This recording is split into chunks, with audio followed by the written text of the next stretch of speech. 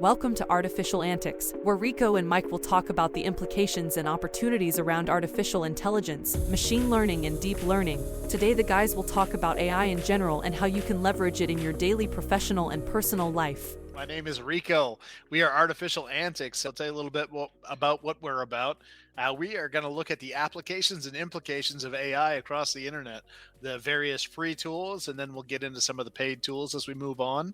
Uh, and show the many ways that AI can help you in everyday life, your professional life, your home life, and automating and doing the tasks for you. So I hope everybody who likes to participate, kind of tell us what you'd like to see from us as we go through this. Join our socials so you don't miss any of our content. And back to you, Mike. Yeah, thanks, Rico. One of the most opportunistic things right now in AI, I think, is something called Auto GPT and Agents. And Auto GPT allows you to sort of create a set of instructions and send the AI out without further instructions from you and have it essentially carry out a set of 5 goals, right? So you set up 5 goals, and after it finishes goal 1, it starts on goal 2. The cool thing about it is that if it gets stuck somewhere, it'll actually go out and it'll Google and figure out like what it needs to do to get around that problem, right? So this isn't, there's AGI, which is artificial general intelligence. This is where things can think for themselves.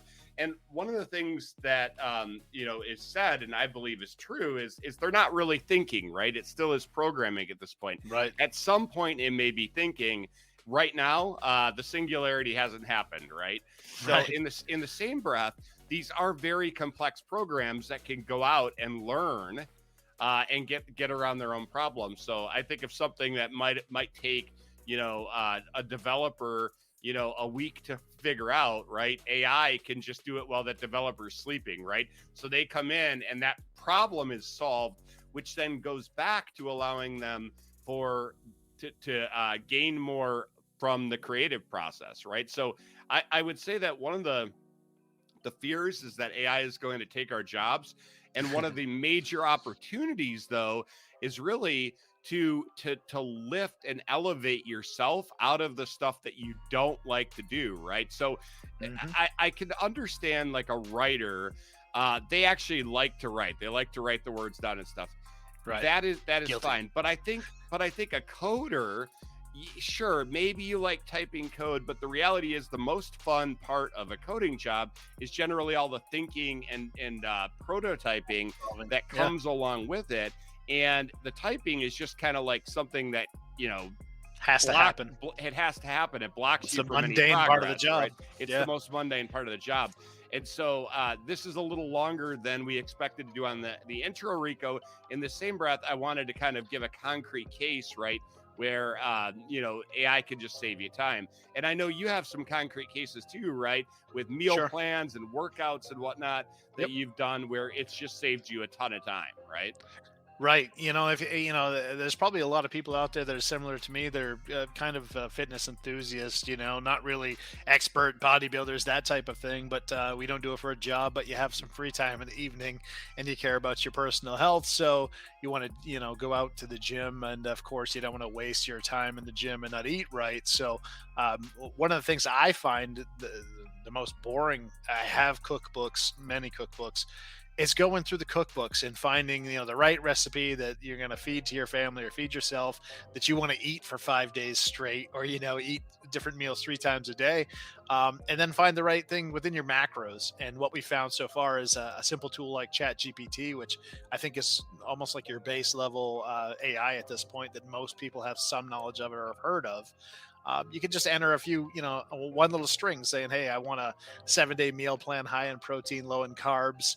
Give me the nutritional facts as well as the grocery list. And boom, within, 5 to 30 seconds, you have your meal plan printed out. You can copy and paste that, shoot it to your phone and head straight to the grocery store and pick up the groceries for it. So a quick question, Mike, real quick. What is your favorite part of AI so far that you've stumbled upon? So far, I've been using ChatGPT to automate some of the more repetitive tasks around sending email replies. So anybody who's ever sent an email knows that to send and craft a good email, it generally takes quite a bit of time. And if you're too concise, you sound like an idiot or a jerk. And if you're too verbose, nobody's going to read it, right? Right. So I found that ChatGPT has helped me to quickly draft replies to where I can just give it the basics and the prior email thread, and it can output, let's say, a reply that's 98% right, and I just need to tweak a couple things. So I have seen, and I'm going to give you an interesting case where I've read emails coming from people that I know, and I say, oh, that was written by AI, and they didn't add their own little tweak. Yeah, flair, exactly. Right? So it's very clear if you just let AI do your whole job. Right. So I'm gonna throw out to the listeners, right? That's a warning to make sure, right, that you're spending time on good inputs to ChatGPT, and that you're really reviewing the outputs and making them your own, right? Even if you were to go make them your own and then have ChatGPT re-review that, that's fine, but you don't want to give it full reign over, you still want to be you, right? I mean, that's correct. The whole thing. You want your job replaced, just go ahead and do the thing with ChatGPT and just going with the 100%, let's do it, Right. And ultimately those are the kids in school, right, that copy their neighbor's homework verbatim, or copy their book report verbatim and turn it in without proofreading it, or adding their own flair, or jumbling up the words.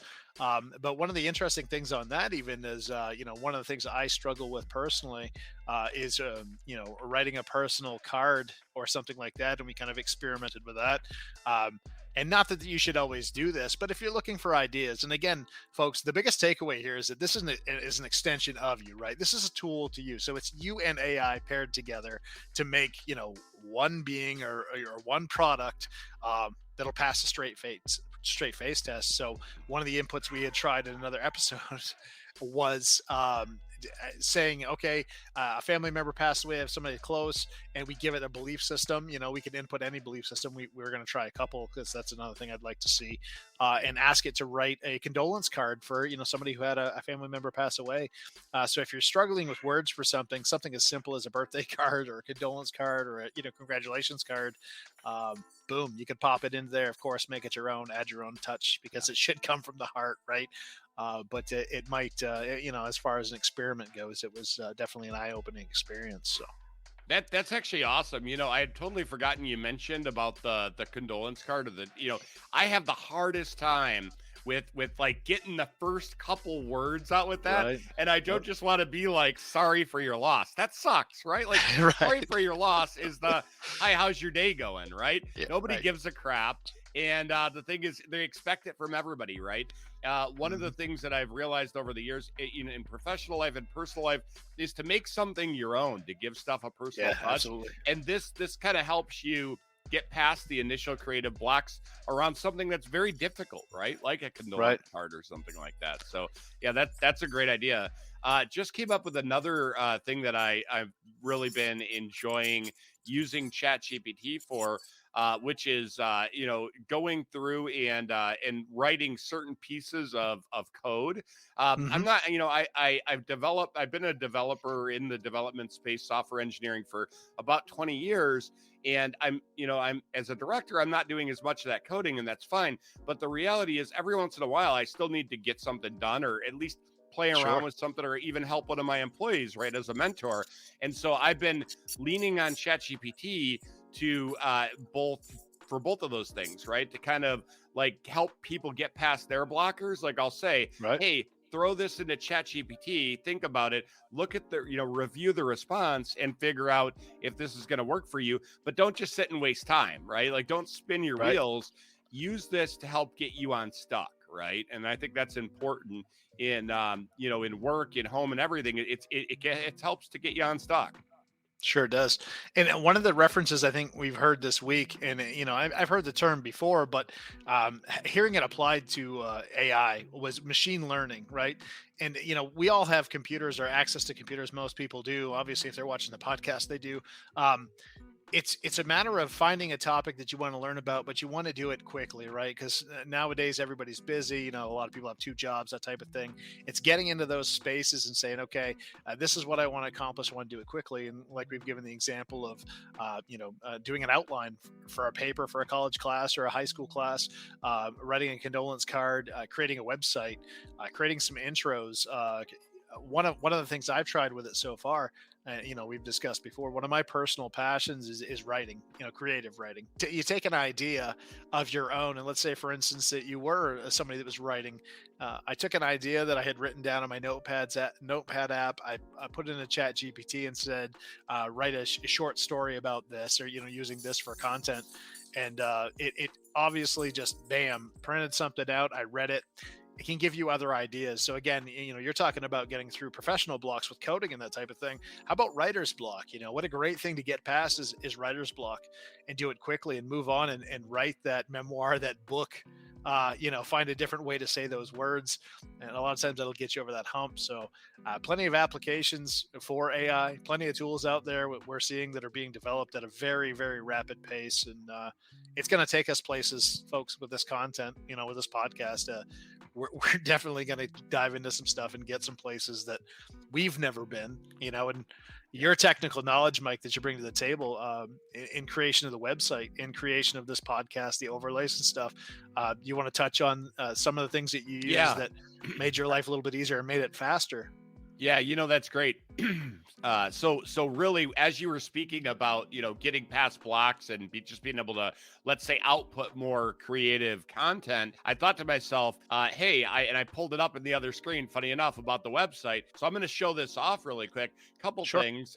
So before I even share my screen, I'm going to note that our Artificial Antics logo, not the text, but the robot, and the cyberpunk background and everything, all of that, parts of that, and they've been composed together, have been designed by. So, I asked AI, or asked Bing, I think it's image generator, to generate, a cyberpunk, background, avatar. With no image in it, like no picture in it. So it did that. And so then it produced that. And then I had Bing's image generator generate a cute robot like Johnny, like Johnny Five from Short Circuit, if you're old enough to remember that, right? Or lucky enough to have seen it, even if you're not old enough, because it's a great movie. I would highly suggest it. And so what I did then is I've been using, tools like Adobe Photoshop since, 2000. And so then I, with my Photoshop skills, was able to take that background and then take that robot and sort of like, not finagle, right? That's actually a bad word for it, but like really just like compose those together to make one new thing, right? And so as well as let's say the two banners that we see on Artificial Antics, where it says live from Artificial Antics and it says antics.tv live show, all of that, those arrow overlays were actually created in Photoshop. The original art was created, like the cyberpunk background, the cartoon stuff. I'm not a cartoonist. I actually suck at it. You know what I love? That type of stuff. And so this allowed me to do something that I actually couldn't do, even though I have a lot of other skills that were supplementary that can get me there. And I've built a lot of websites. I've done a lot of art stuff. But I can't do this. And this allows me, right? This has enabled me to be able to do that. Now, the next thing I'm going to show y'all is I'm actually going to share my screen here. And let me do this. And I'll find our website. There it is. And so with the website here, we did have ChatGPT write the basic website, and it wasn't very good, to be quite frank. So I had to do a lot of messing around with it, tweaks. But the reality is, here's what it did that I would never have done, and that is to create cyberpunk themed social icons. I'm so happy with how this came out. And again, beautiful. This was not a one and done. No. I'm gonna actually share right now all of the different versions of the iterations, because there are a ton. But the reality is, this looks pretty freaking slick, and I couldn't get TikTok to come out right. So what I did was I took the TikTok logo, the brand, and then I found a cyberpunk background or created one, and then I again meshed those together to make a new thing that I think looks pretty darn good. So one of the things we can add in here, folks, is that kind of our concept for this podcast is that it's a three-person, three-person Three podcast, three entity, right?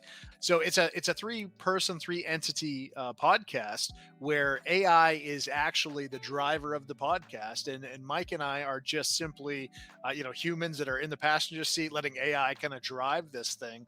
One of the fun parts for us, and I'm sure Mike will agree with me here, is simply giving Chat GPT and AI inputs and letting it make decisions for us, and then living and dying by those decisions. One of the things we had decided early on was the name for the podcast. We gave Chat GPT a few inputs, described ourselves and what we had hoped would become the podcast, and asked it to use that information and then create a list of possible names for the podcast. And it gave us what was it, Mike? 10? I think there was 10 overall. Yeah, there were 10. Initially. There were at least 5. Yep. Or at least 5 that were good. Ones. You know what I mean? That were actually good ones. And then you had an idea too, right? So what we did was we took, and it was a pretty good idea. It was you, me, and ChatGPT or something like that, or right. And so that was pretty good, right? So we took Rico's idea, then we took the ones that ChatGPT output, and we said which of these is the best to convey, what we were looking to convey with the podcast. And actually, I think Artificial Antics very specifically came out the other end, and it was the one. Sure. And I don't remember exactly what the other one you had an idea for was, but remember you had the idea for one, and you were like, "Oh man, let's see what it says," and it was just like, that's very interesting. Yes, that's right. Yeah. Even Chat GPT being kind, right? And it was just like, oh, that's very interesting. It's like when somebody tells you like, it told that's Rico, a great idea.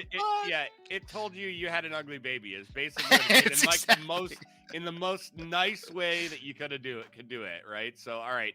I'm gonna go ahead and share this let's see, that's this window. All right, cool. So now you can see the social icons. So like Facebook. So as you can see here, folks, like some of these were complete misses, right? Like that's YouTube, right? Like it's kind of cool. And I wish I could have used it because it was awesome looking, but it wasn't the thing.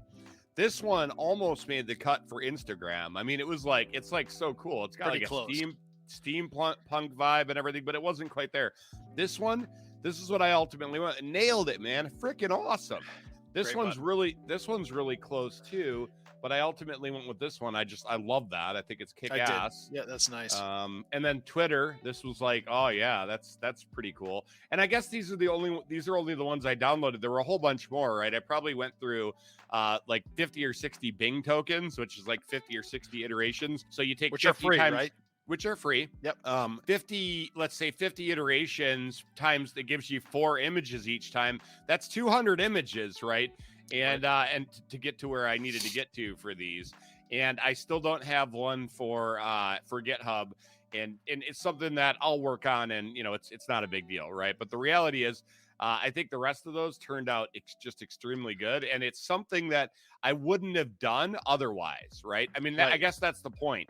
It's like it allows me to not just take the base social icons, as silly as it sounds, just a little thing, right? It's the little things, right?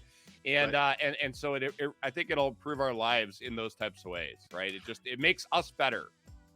And like you said, Mike, one of the things that people need to understand too is that you may be a coder, but like you said, you're not a cartoonist, you're not a graphic designer. You play with Adobe, right? You're kind of an enthusiast with Adobe, but you use it more out of necessity or that type of thing, right? So if you were to try to create those buttons from scratch, it would have taken a heck of a lot more time. And they wouldn't have come out because I'm a perfectionist. Sure. So like what would have happened is it would have taken a never, right? Like it just never would have happened. Kind of like I've had my Medium blog since 2016. Well, guess what I did for the first time, literally the first time over the last weekend? I posted a blog. I mean, and the reality is, and I didn't just take exactly what AI gave me and put it up on Medium.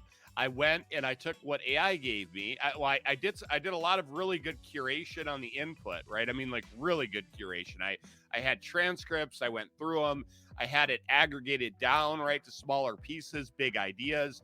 Threw the big ideas into ChatGPT. Had it write a blog post that was like a 4 or 5 minute read. I specified that, right, and then I went through and I added my own thoughts too, because I wanted to share specific things, right? Like Greg Brockman, who is one of the co-founders of OpenAI, he did a talk. Oh, the cat's here. It's Blue. Yeah, it's Baloo. Baloo's part of the show too, folks. That is my cat. But anyway, Greg Brockman did a napkin design to website. It was actually a really cool video. We'll share that in the show notes here underneath. And so I wanted to embed stuff like that, right? Just to show people, what's possible, and also share my experiences with the same technology that they use to, create the napkin drawing to websites. So, I did that. And then I had my wife, Erin, proofread that. And she thought that the parts that I wrote were utter garbage. Matter of fact, she said, "Oh, I could tell ChatGPT wrote this." She said, "These first 2 paragraphs really suck." I said, "Those are the ones I wrote every single word of those." And so then we figured out together that actually ChatGPT was just a better writer than me. Now, it didn't mean that I just cut all my parts out. But what I did was I had ChatGPT then proofread the whole. She said, "You know what? Why don't you just have ChatGPT proofread this thing?" She said, basically, if you love ChatGPT so much, why don't you marry it? No, she said it very nicely. She was right. We ran it through there. It took a couple of my ideas and watered them down. So I wanted to, I basically curated and put those back in there because I wanted it to be like that. And then I had her proofread it one more time. She's like, "Yeah, just remove this one thing and we're good." So it took a few hours to get that blog post out. Yep. Whereas before, it would have never happened because I would have spent four evenings on it, and then I would have just said, "I'm done. I'm not doing frustrated, this." right? Yeah, exactly. So that's one spot where it's enabling me to do things that I wouldn't do because it saves me so much time. That's the beauty of it. And I think one of the most important things too there is that we're all unique, right? I mean, that's what makes people so great is they're unique. And I know one of the ways that you kind of got me from skeptic to okay, let me dip a toe in the water here was simply like, okay, Rico, log on to Chat GPT. What's something that you don't like to do? Right. I mean, it was just that simple to provoke me. And I started with, I go, give me some exercises, give me a meal plan, give me a condolence card. We started going through different ideas. And one of the most important things, like Mike's talking about with this blog, is it's still Mike's blog. It took Mike's inputs. It took Mike's ideas, Mike's tweaks, Mike's efforts, right, to create this thing. And that's the authenticity part of it that I was talking about. You want to see authentic things from people. And again, part of my skepticism is, well, we've written a kid's book so far, right? We tried that out real quick and saw the story it created, and it wasn't bad. It wasn't horrible. It needed tweaks, obviously. And it wasn't great, right? I've had it do my writing for me, and it's like, it's utter garbage because it's correct, but it's flat, right? Right. It does not have. It lacks that human element. Snap, right? And you could even have it. I think you did like a little script for The Office, right? Yes, and that's what I was going to mention next. Yep. Took a lot of tweaking, right? Like the first thing came out very monotone. Dry. I'm going to say dry. Monotone or dry. Yep. Yeah, exactly. Yep. And The Office isn't really dry, right? Not even the European version. So the reality is that you tweaked it and then you tweaked it again. And then, it's a lot of refining, right? Like these, it's kind of funny because you're using, tools with AI, but it's almost like an artisan work, right? Because the reality is you're tweaking every step of the way, right? Right. It's like painting with acrylics, right? I mean, you block everything in, you have a general idea where you're going with stuff, and then as you do it, you're like, I don't like that arm, I don't like that Right. tree. You paint over it a little bit, you paint over it a little bit, right? Because that's what you can do with acrylics. You just lay it over and over Yes. until you build that up, and that's exactly what we're doing here. You're taking you're blocking it in with a basic idea, and again, we with the Office script, you and I are both diehard Office fans, and I know there's a lot of people out there that are diehard Office Yeah. fans that never wanted to see Michael Scott go off the air and the whole crew, right? I watch every blooper reel I can find online because I just love it that much. And you want to see a new script, so why not? In our instance, I took it. I said, okay, Rico comes on as a new IT guy, and he's dating Michael's mom. And it was so absolutely ridiculous. And as we know, if you're an Office fan, Helene is actually Pam's mom, but Right. AI named Michael's mom Helene, Yep. so that was kind of a funny part. And then the next input was, okay, make it funnier. Okay, Right. make it funnier, and it did. It improved upon it. There were some parts, Mike and I kind of read it back and forth and had a chuckle over it. But again, this is not something that, at least that we can see so far, that you can put one input in, copy and paste, slap that into an editor, send it off to an editor, or a publisher, and they're going to go, oh, this is the greatest kids book ever. This is the greatest memoir ever. This is the greatest show ever. It's going to take inputs. It's going to take dialing it in, setting it up properly, and finding those things that are, slowly digging, finding that piece of gold in amongst the rubble, I guess, that it spits out.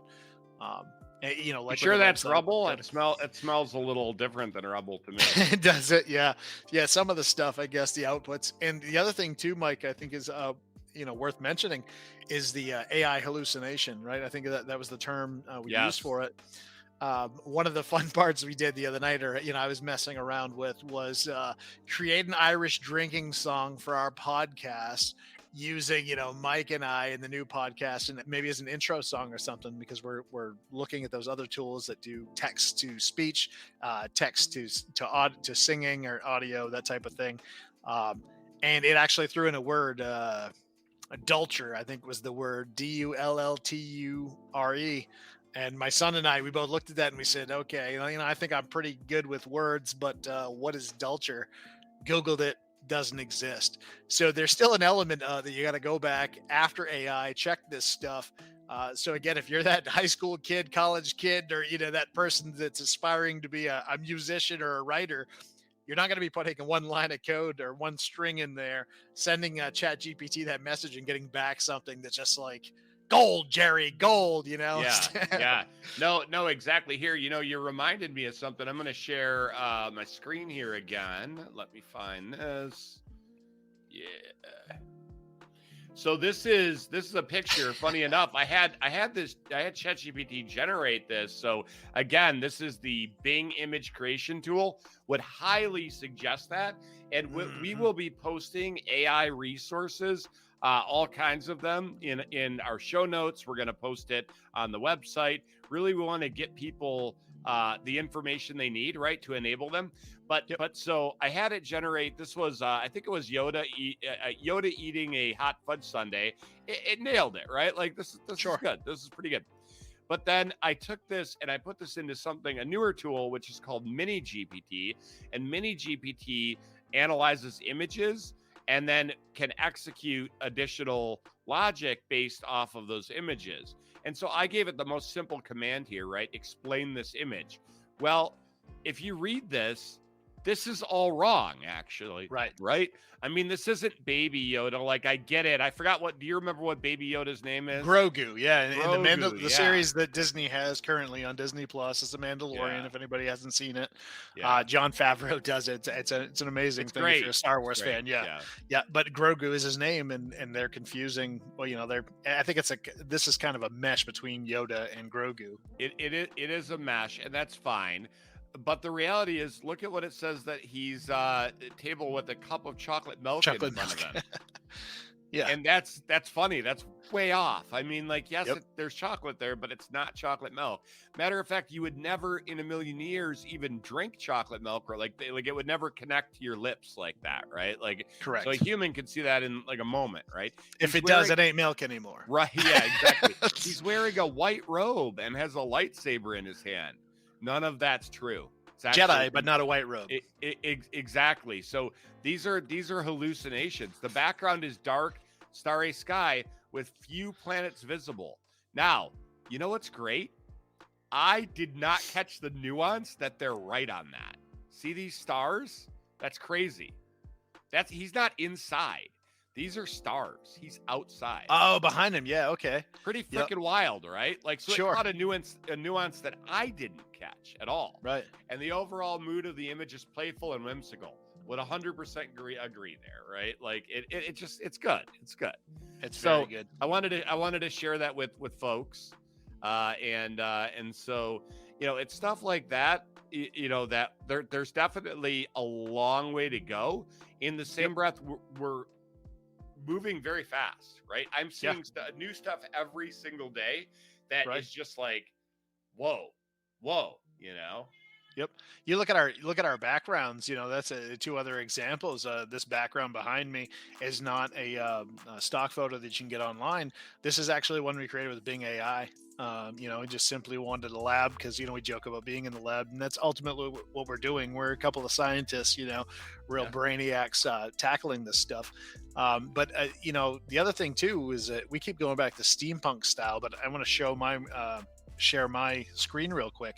If you're a person that likes to customize your backgrounds, you're just looking for something different because everybody has seen the same backgrounds time and time again. Let's see, I'll show my background here. There we go. So this is one of those backgrounds. This is a steampunk metallic dog, I think is ultimately what I put into that. I wanted a $ for a collar, and I went through a few iterations. Absolutely blown away with what I got, but you can see the little Bing logo down in the corner, folks. So the Bing does put their mark on it, which I have no problem with because they did a fantastic job with what they're doing. And prior to us going over Bing AI, I wasn't using Bing. I never used Bing, and now here we are. What a great thing to bring people to their browser and to use their programs. Yeah, Microsoft made a few really smart moves in the last couple of years. They bought GitHub, which is one of the main code repositories, and they bought OpenAI, which is obviously, the inventors of ChatGPT and whatnot. And so they're just so much. I think they're a little more aggressive too with what they're willing to release. I mean, we've never seen Microsoft be greedy or anything like that, but I think they really wanted to capture the market share, and I know they're doing it. So I was at a conference last week about tech, and one of the talks on AI, the guy said, "I'm going to Bing." He said, "I haven't been to Bing ever, ever." And I said, "Yeah, like since it came out, its inception." No self-respecting technologist has been to Bing more than a few times. And it was because it was a default browser on somebody else's computer, right? It was the URL on that browser. Exactly. You use Bing to install Chrome. I mean, like, it's okay, or whatever, or Firefox, right? Whatever your browser is. Firefox, Netscape. It was Netscape. Netscape Navigator 4, baby. IE3. No, I mean, that's the reality, though. So Microsoft did make some smart moves. I would say both for the image generation. So image generation, I will make one quick distinction here. Bing is using DALL-E, which is one of the generative AI, engines. And they're using, I believe it uses DALL-E 2, which is the newer version. They made leaps and strides from the original DALL-E. There are other generative AI platforms as well. One is Midjourney, and then another one is called Stable Diffusion. And there are all kinds of tools around these as well. I'm just going to make a quick call out to a cool tool that I've been using a lot lately, which I think it's runwayml.com, I think is what it is. And again, we'll throw that in the show notes, especially if I was wrong. And right. but that one's really cool. There are a few features on there. Let me see if I could pull this up. Yeah, it's runwayml.com. I just wanted to make sure that I got that right. And if I could log in, I'll actually do a really quick share of the screen here, and we could just take a look at a couple of the tools, because why not, right? Sharing these with folks. That's right. And so it's our job. This is literally our job. We are your Sherpas. Okay. So You've got video to video, so you could take video input and you can add text prompts and then come out with a different video. I haven't tried this. Mhm. You could train your own generator, which is something else we should try on the show here. Image Absolutely. to image is, you input an image, you input some prompt, a prompt, at least one prompt, and that will generate another image. Infinite image. This one is so freaking cool. It truly, Uh, truly is. it really is. So with infinite image, I'll just go ahead and browse from one of my assets. Matter of fact, yeah. So I made this image using infinite image. So basically, the original image here was like, here, I'll put the square on it. It was about right there. And Bing generated that for me, so that's pretty cool. But then I'm like, you know what I need it to be a banner, right? For like a Medium article. So I had to do a bunch of work to get this right.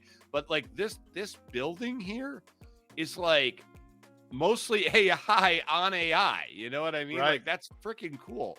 And then like you've got a street like here, like you'd be going down the street or whatever. And it's just really cool. This side I'm not as happy with. And I tried to do a couple cool things here, like an old bus or something, like an old rusty bus. It just wasn't happening. But the reality is it's like AI on AI on AI. And at the end, like Rico said, right, you're building, you're composing something that at the end is going to be what you want. Right. And And, unique and to there you. are a lot of steps, right? There are a lot of steps. It's not just AI, it's you and AI. Right. And I think one of the coolest applications we saw early on with that one, with the infinite background, was say you have a favorite artist, and we all do, right? And maybe they have a limited amount of art out there, and you find a piece that you really, really like, and you want to do something with it. We found that they dropped it into that infinite background. They overlapped that square that Mike was showing. If you can, you bring that back up, Mike? Yeah, sure. Actually, we'll just Absolutely. do something in real time here. Yep. And I forget the artist that we saw initially, but it was on a canvas. It was Hmm. I think probably an oil painting. Uh, so overlap the image slightly top left corner there, Sure. and let's ask it to create an additional background in Van Gogh style, just out of curiosity. Obviously, that's a stark contrast to the steampunk and some of the other inputs we do, but we'll see what it comes out with in real time. But to my point, the person that we saw do the video, they had this beautiful image that had a landscape sky in the background, but it was a small, like Mike showed the area of where the robot is, and they just kept putting, create a bigger Look at this. background. Yeah, that's what I mean. So you get your Starry Night Van Gogh feel to it right there, and you can accept it. You Oh, can see it gives you four yes. separate Yes. options. Yep. And that's Van Gogh style right there. You can totally see the Starry Night style there. And then Mike can move that over. Will you do it again, Mike? Just overlapping it. Uh, Yeah. Which one of these do you want me to choose? uh, I would go back one. What was it? Was it This one two? here? Yeah, let's do that one. All right. Cool, cool, cool. Where do you want me to go now? And let's just move it over a little bit to the left and generate the same exact thing. Okay. Do you want me to use like a sample right about here so that we kind of get a Sure. combination of Yeah. both? Show how, That's what I found really good results with using, like, not just going like this and then this, like, right. or like this, you know what I mean? Like making sure that you're capturing like some information in the corner so it knows Right. kind of like what the whole thing is and it can tie it together. And yeah, just like Rico said, I often will just leave the exact same thing in the prompt and hit generate. You know what I mean? Look at that. Yep. Yeah. So See, I mean, freaking cool. Obviously, we're doing this intentionally, folks, just because it's such a stark contrast to the steampunk style, to the background that's there. But you can see that AI is using the information from the overlap square.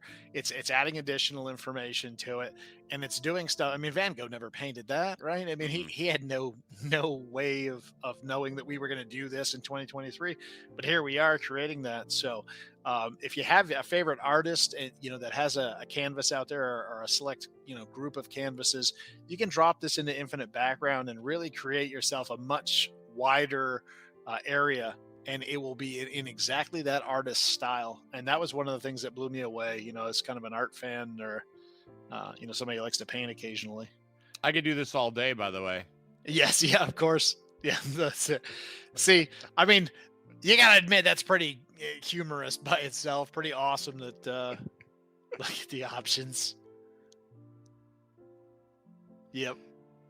Just an awesome application. And that's just one of the many tools that's out there. Like you said, we did our initial icons. We've done our avatars, right, of ourselves.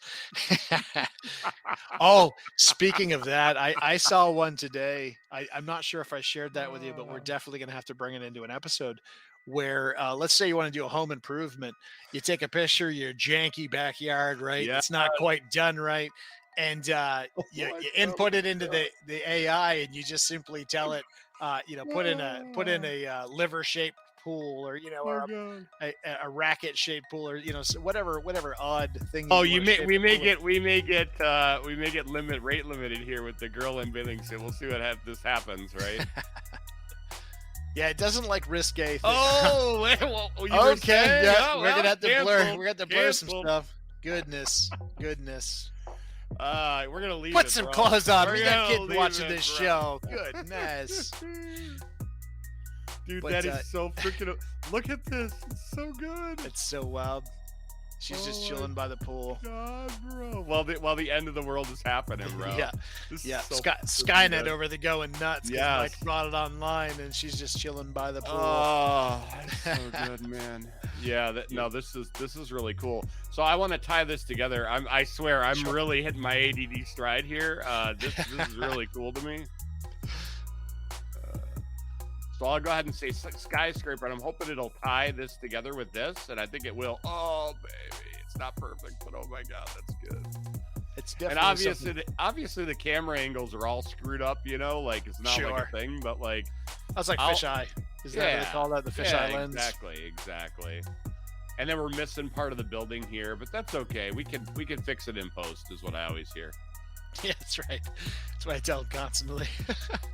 Wow, the pool though. That's oh my God, dude. It's just too good.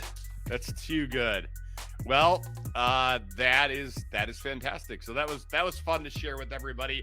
Sure. I'm glad. I mean, that was like completely legit live. We weren't even gonna do that, and that just like turned out so well. Unscripted. Right? My ADD and wanting to draw a pool in the middle of oblivion. Mike's hope for the apocalypse of the future from AI and Skynet. Yeah, I mean, at least the water will be warm. We're gonna get that's right. The end of the world you can see it from the edge of your swimming pool. Right. And enjoy the references, folks, of the 80s and 90s, because that's what we're all about here. Thanks for watching, and we look forward to seeing you back in the lab soon.